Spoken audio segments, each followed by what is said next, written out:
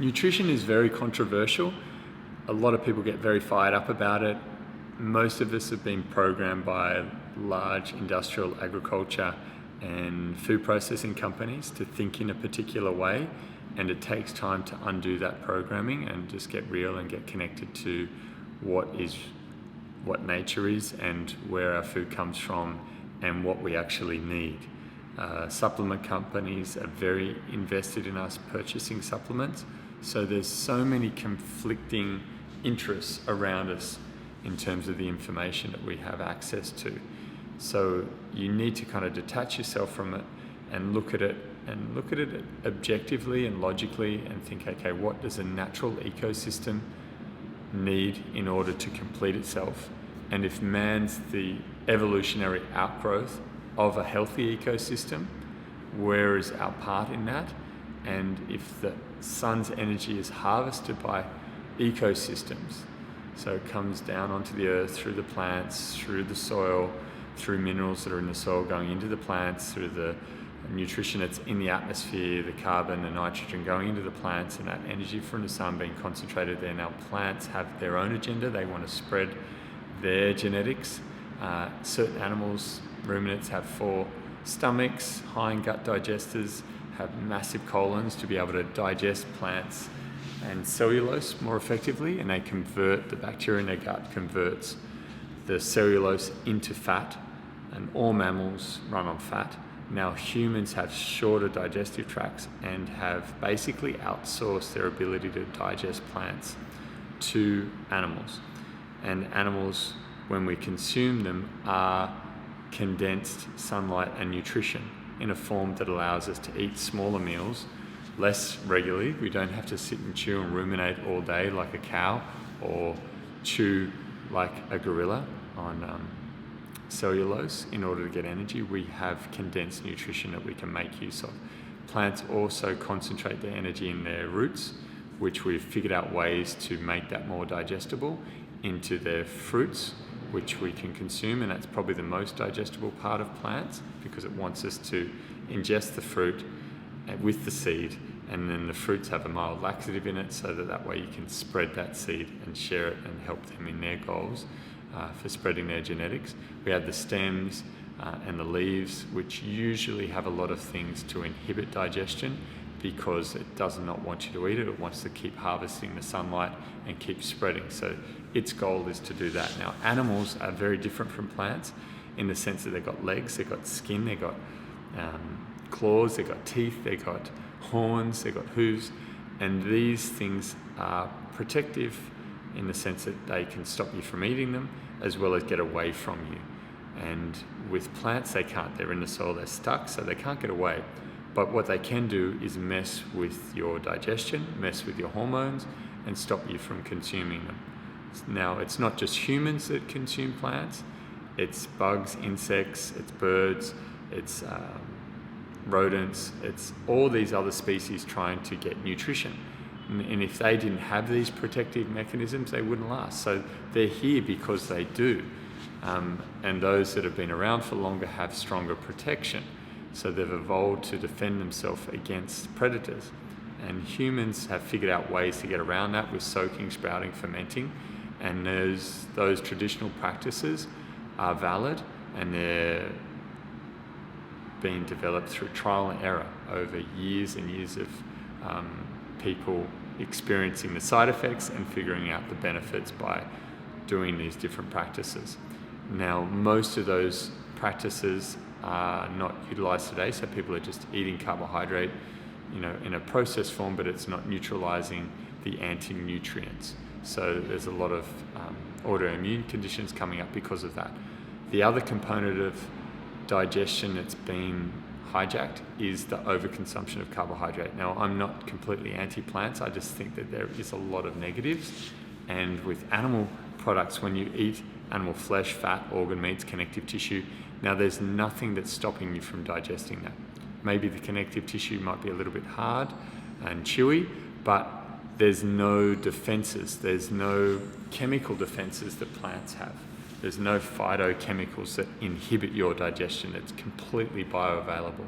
Now, the only thing that would stop you is if you've stopped eating protein and fat from animals for long enough and you down-regulated your hydrochloric acid or your bile production. So now you're not going to be able to absorb that as well, not because it's aggravating you and it's attacking you and it's using its defenses on you. It's just that you've down-regulated your own system, so that's on you. Now, with making plants more digestible, yes, there's things you can do through pressure cooking, through soaking, sprouting, fermenting, to make them more bioavailable. But animal products are completely bioavailable, so how you consume them is up to you. I like them raw. Now, you have to be careful with that because of pathogens. So I freeze all my meat. I know where it comes from. I'm getting whole body, so it's very safe. Now, if you're getting meat from a supermarket, I would not recommend that. If you're buying meat in plastic, you're not going to a butcher and you don't know the farms that it's coming from, I wouldn't recommend it. But you can cook it to get the most nutrition out of it, so you don't have to completely denature it. Now, if you're cooking mince, you want to cook it right through. If you're cooking a steak, you'd sear the outside and it can be safe on the inside, a little bit rarer. But slow cooking is great to cook it right through at low temperatures, and that way the protein structure stays more intact, but you're cooking it right through and there's no risk of pathogens. So all those are really safe ways to get more out of it. Now, I get more out of my bones by slow cooking those, and then I also use water to slow cook them to make broth. So I'll slow cook them with the connective tissue fat and eat all of that, and then I'll have the broth with the water to get the most out of that, so that by the time I finish with my bones, there's not much left, and I return those bones to the soil and on my next farm trip. So that's a really cool way to look after the environment as well as look after myself for optimal nutrition. But you need to find what's practical. Now, for me, having a freezer, getting whole bodies is so practical, so simple, and it's very easy, it's cost effective. I spend $13 a day on my food for myself, 2 Pomeranians, my wife, my son, and my mum. My mum, son and wife also eat other plant-based foods and chicken and pork, but I just have lamb and beef, and I find it's really simple, really effective. But everyone's individual, and you need to find out what satisfies you and what allows you to achieve the goals that you have. Does it make you leaner, stronger? If it's causing indigestion, like I had cacao and all these keto things for so long, where I was having them, and they're healthier, but they were still aggravating my body, and I wasn't that aware of it. I thought, cacao's healthy, it's got magnesium in it. Coconut's really healthy, having all this coconut oil, it's great for, keto, it's great, it's high fat, but it was still aggravating, and it wasn't until I took it out of my diet completely that I felt so much better. So you need to slow down and get in touch with your body so you can figure out what it is that you need and how you're going to make that part of your lifestyle and be consistent with it. You can guarantee if you're eating out, you're eating unhealthy food. You're eating vegetable oils, you're eating substandard nutrition. Even if you're going to really good restaurants, eating at home is the way to go. Now, if you want to lose weight, sit down, chew your food, get used to digesting fat, use fat for fuel, and your body will allow you to use fat more effectively. When you fast, you'll lose body fat. If you're using carbohydrate and you're having a lot of carbohydrate, the second you try to fast, you're just going to have sugar cravings. It can't work. If you're eating too frequently, blood sugar is going to go up and down, up and down. It's going to make it very hard. If you're using fat for fuel, you'll have long, stable, sustained energy, and you'll feel awesome. So I recommend 2 to 3 meals a day, 1 to 3 if you're trying to lose weight, and then you might do a seasonal fast once every 3 months. You could do it monthly, like a 24-hour one, but I wouldn't do longer than that every 3 months. So every 3 months, I do a 2 to 3 day fast. You might go a little bit longer if you've been doing it for a while, but I wouldn't rush into it. There's no need.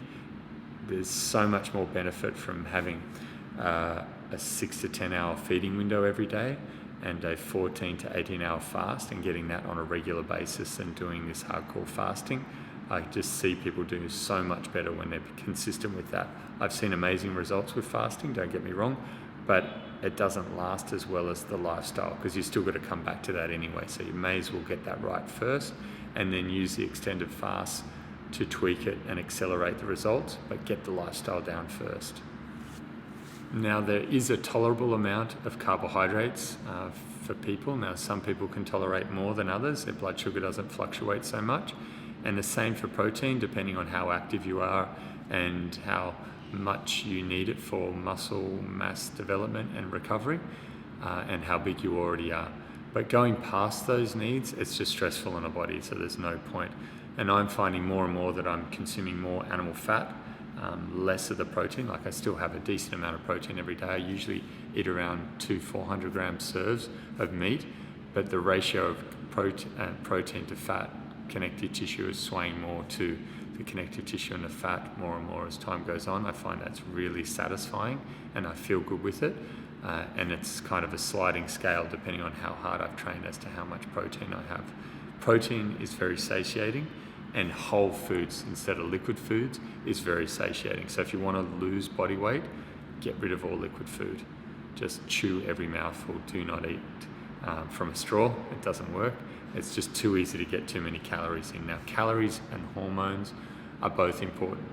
I think hormones are more important just because I've seen amazing things where people, and I've felt and seen in myself, amazing things with optimizing the hormones, so decreasing stress, and just calming the body so that way the hormonal system can balance better, and then changing the types of foods, because obviously carbohydrates have more of an insulin response, and that's hormonal, as opposed to fats, which don't trigger insulin responses.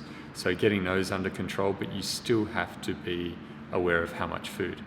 And it's very hard, it's very satiating to eat whole foods, especially meat. You could try doing a carnivore diet and overeat. It's very hard. I've tried, it just doesn't work.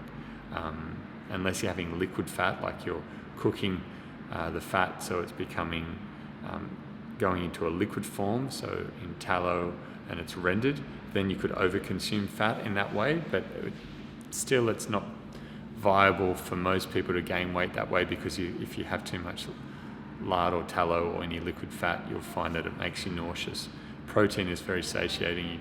I've gone through a meal a lot of the times, just have one meal a day, not because I've not wanted to get my amount and I'm forcing myself to stick to one meal, just because it happened, and it was just easy because I was so satisfied and satiated from the food that I was eating in the meal that I had.